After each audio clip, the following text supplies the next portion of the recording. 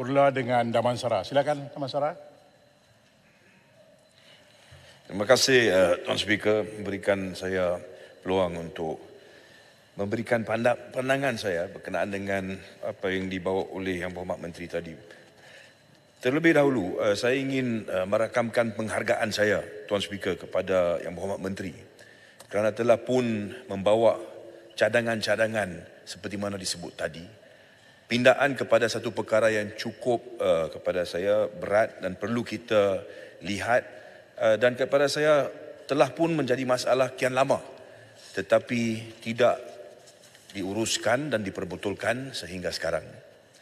Tuan Speaker, apabila seseorang melakukan kesalahan, beliau ditangkap dan dibawa ke mahkamah untuk melalui proses di mana satu inquiry dijalankan berkenaan dengan kebersalahan beliau. Jadi kita lihat bagaimana selepas proses itu beliau dihukum dan kerap kali hukuman itu adalah hukuman pemenjaraan dan beliau akan melalui pemenjaraan tersebut. Dalam keadaan ini Tuan Speaker, soal yang berbangkit adalah adakah hak-hak seseorang itu akhir apabila beliau dihukum dan dimasukkan ke dalam penjara. So the question is, does the rights of a prisoner end after he is convicted and sent to in prison? Dalam keadaan ini saya kalau diizinkan oleh Tuan Speaker memetik satu kenyataan daripada Hakim Krishna Iyer yang memberi ucapan di Mahkamah Agong India dalam kes Sunil Batra versus Delhi Administration. This is 1978 Criminal Law Journal, Indian Criminal Law Journal of page 1741. Di mana dinyatakan seperti berikut. Izinkan saya Tuan Speaker. Apa yang dikatakan oleh hakim ini?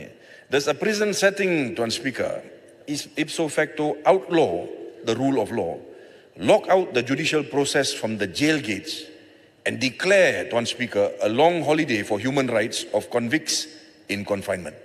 Itu soal yang dibangkitkan. Tuan Speaker, di dalam negara ini, kita ada kerap kali dengar berkenaan dengan aduan-aduan daripada mereka yang ditahan dalam penjara berkenaan dengan keadaan-keadaan penjara. Dan saya mengucapkan terima kasih kerana Menteri di mukadimah apa yang disebut tadi, beliau telah pun menerima bahawa kita ada penjara-penjara yang memang usang dan perlu untuk kita perbaiki. Dan ini masalah yang beliau akan lihat selepas daripada ini. Tuan Speaker, dalam tahun 2003 berlaku satu mogok di penjara Johor. Mogok itu telah pun membawa kepada satu kes difailkan di Mahkamah Tinggi Johor Bahru. Dan satu keputusan dikeluarkan oleh mahkamah tersebut. Dan di situ Tuan Speaker, soal yang berbangkit adalah berkenaan dengan hak-hak seseorang banduan seperti mana saya sebut tadi. Dan izinkan saya menyatakan apa yang dinyatakan oleh hakim dalam kes itu. Dan saya baca dalam bahasa Inggeris, Tuan Speaker. This is the judgment. Paragraph 12, kes Rajesh Khanna anak lelaki Marimutu lawan pengarah penjara Johor Bahru 2004 MLJ. Ini yang disebut, Tuan Speaker.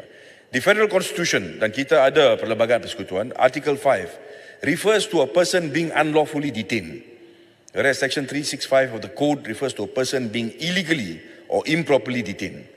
The term unlawful is in my view wide enough to cover both illegal and improper. Ini penting. Thus, whilst a detention may be legal, Tuan Speaker, it could become an improper detention if some material fundamental term and condition or regulation or rule governing the detention is breached or violated, thereby leading to an abuse of the detention. Jadi di sini, Tuan Speaker, kita lihat kepada apa yang disebut dalam kes tersebut oleh banduan yang terlibat. This is what dinyatakan dalam affidavit beliau. Dan ini perlu kita lihat. Dia kata, peringkat 9, saya ditahan dalam sebuah bilik seluas 8 kaki dan 6 kaki untuk lebih kurang 23 jam sehari. Bilik ini dikongsi dengan 3 banduan lain. Bilik ini adalah tertutup dan berpintu plet besi. Dan oleh yang sedemikian tidak banyak ventilasi dalam bilik tersebut. Saya bersama-sama dengan kebanyakan banduan-banduan dan tahanan lain di penjara Johor Bahru terpaksa melalui keadaan yang sama. Hanya dibenarkan keluar daripada lokap selama 15 minit untuk makan dan 15 minit untuk mandi sehari. Pada setiap masa yang lain kami dikunci dalam lokap tersebut. Kemudian beliau memberi gambaran berkenaan dengan tandas yang juga terletak dalam sel tersebut dan juga keadaan-keadaan apabila ada Tuan Speaker masalah kesihatan di situ. Ini satu perkara yang cukup penting kerana kita perlu membuat rakaman agar kita faham apabila kita bincang hal ini secara mendalam apakah aduan-aduan. Baru kita dapat faham konteks dalam mana Yang Berhormat Menteri membawa cadangan untuk kita ini memperbaiki masalah itu. Kita tidak boleh ada satu keadaan di mana kita ini tidak melihat sebenarnya apakah tujuan perintah mahkamah. Tujuan perintah mahkamah adalah untuk menghukum, bukan untuk menyeksa, Tuan Speaker. Dan saya rasa di situ kalau kita ada azam daripada dari menteri dan kementerian, maka apa yang dicadangkan itu, dan saya akan ulas perkara itu dalam masa selepas daripada ini, saya rasa itu adalah satu perkara yang kita harus memberi sokongan yang penuh. Ya, terima kasih. Saya cuma ingin menambah bahawa di penjara Pulau Pinang, untuk makluman Tan Sri Speaker, dan di beberapa penjara lain, tidak ada kemudahan asas untuk seseorang banduan itu membuang air besar. Umpamanya di Pulau Pinang, mereka diperlukan untuk membuang air besar dalam satu tong, menyimpannya satu malam, kemudiannya bila pergi untuk mandi hari kemudian, pagi kemudian, mereka akan salah seorang banduan, 4 atau 5 banduan dalam sesuatu sel itu akan membuang najis itu. Ini bukannya kesilapan ataupun yang dikenakan ke atas mereka oleh pegawai-pegawai penjara. Saya perlu jelaskan. Ini adalah kerana keadaan penjara itu dah usang. Dan walaupun pegawai-pegawai penjara telah cuba untuk menyediakan kemudahan tersebut, saya difahamkan bahawa tidak boleh diubah suai kerana bangunan itu terlalu usang. Tidak ada cukup kemudahan untuk mereka membina tandas. Ini adalah salah satu perkara yang perlu diberi perhatian. Terima kasih, Yang Berhormat Damansara. Terima kasih Jelutong. Saya minta agar perkara itu juga dimasukkan dalam ucapan saya supaya dapat pandangan daripada Yang Berhormat Menteri. Tuan Speaker, saya minta beberapa saat, saya nak hanya ulas beberapa perkara kerana tidak cukup masa, tapi yang penting untuk apa yang dibawa oleh Yang Berhormat Menteri. Yang Berhormat Menteri, saya minta supaya apabila kajian ini dibuat, kita juga memberi tumpuan kepada jenis tahanan yang ada. Terdapat beberapa jenis tahanan yang berbeza. Tuan Speaker, ada keadaan di mana seseorang itu ditangkap, kemudian dibawa ke mahkamah dan beliau ditahan riman. Maksudnya beliau ditahan selama 14 hari, kemudian dikeluarkan selepas dituduh dan menanti perbicaraan. Kemudian kita ada keadaan kedua, bila seorang tangkap, kemudian diriman tapi dituduh dengan kesalahan yang tidak boleh dijamin, maka dia ditahan riman sementara menunggu perbicaraan. Dan ketiga, seseorang itu ditahan, dituduh, kemudian dihukum. Dan tahanan itu adalah hasil daripada perintah hukuman tersebut. Dalam keadaan-keadaan yang saya telah pun melihat secara sendiri, saya rasa semua pengamal undang-undang sini boleh mengesahkan perkara itu, termasuk Jelutong. Kes-kes riman, kadang-kadang ianya bukan sehari dua. Ada sehingga 2 tahun, 3 tahun. Tunggu untuk laporan kimia, tunggu untuk laporan tertentu, dan tunggu untuk perbicaraan. Kemudian perbicaraan itu untuk 2 tahun, 3 tahun, dan selepas itu beliau didapati tidak bersalah, dibebaskan. Maksud dia, beliau ditahan riman 4 atau 5 tahun, dan kemudian didapati tidak melakukan kesalahan, dibebaskan. Banyak kes demikian, dan saya rasa memang rekod akan menunjukkan.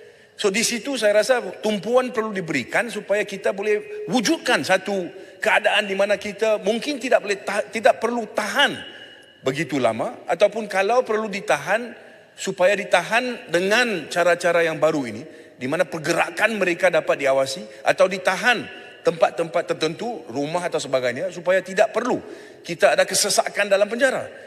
Kerana kalau kita letak semua orang dalam penjara untuk tunggu untuk perbicaraan, maka di situlah kita lihat beribu-ribu orang itu masuk ke dalam penjara setiap bulan. Ini satu perkara yang harus kita lihat.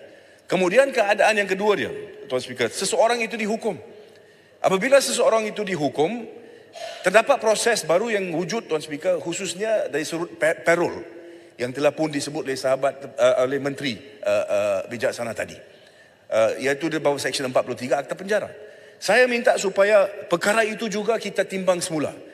Kerana saya lihat apabila kita merujuk kepada Seksyen 43 itu, peruntukan dia terlalu ketat. Misalnya dia kata seseorang yang belum melalui 1 tahun pemenjaraan tidak boleh membuat permohonan. Walhal wujudnya banyak kes-kes di mana seseorang itu selepas beberapa bulan itu menunjukkan bahawa beliau telah pun insaf dan sebagainya, dipulihkan dan seharusnya diberikan perhatian. Jadi dari sudut parole, Seksyen 43, saya minta supaya ini dikaji semula. Kita kurangkan had yang ditetapkan, so there's no, dia tidak had masa, tidak ada. Dan kedua, Menteri, proses dia patut disimplifikasikan. Kerana kalau kita lihat prosesnya sekarang adalah proses yang membawa kepada masa yang sangat panjang juga. So di situ juga menjadi masalah. Ketiganya, Menteri, yang kita boleh fokuskan adalah bagaimana kita boleh pastikan bahawa apabila seseorang itu di dalam penjara, beliau dipulihkan watak beliau. Kerana itu tujuan kita ini, tahan orang di bawah undang-undang yang membenarkan tahanan. Di situ kita lihat, tadi saya lihat ada slide yang dikemukakan TVET dan sebagainya. These are all very good initiatives. Tetapi soal dia, apabila seseorang itu sudah keluar daripada hukuman itu, bagaimanakah kita boleh pastikan bahawa seseorang itu tidak ada stigma beliau daripada penjara? Dan oleh sedemikian, apabila seseorang melihat kepada CV yang dikemukakan, apabila beliau hendak mendapat pekerjaan dan sebagainya, apabila wujudnya perkara itu, maka permohonan itu ditolak kerana ada unsur-unsur tertentu yang terlintas dalam fikiran orang yang hendak memberikan pekerjaan kepada beliau. So there are many things and many angles yang perlu kita lihat. I think this is it will be a huge task on part of the ministry, Tuan Speaker. Tetapi saya rasa ini adalah satu langkah yang sangat baik yang dibawa oleh Menteri. Jadi Menteri, saya juga nak beri saranan. Saya selaku ahli parlimen Damansara, saya rasa semua ahli parlimen lain, kita sedia untuk membantu sejauh mana yang boleh untuk kita ini menjayakan misi yang Bapak Menteri, misi yang baik, misi kerajaan, untuk kita ini cari bagaimana kita boleh memperbaiki masalah-masalah yang sudah lama ini, supaya kita dapat memperbaiki sistem pempenjaraan di negara kita ini. Terima kasih, Tuan Speaker. Terima kasih. Langkawi.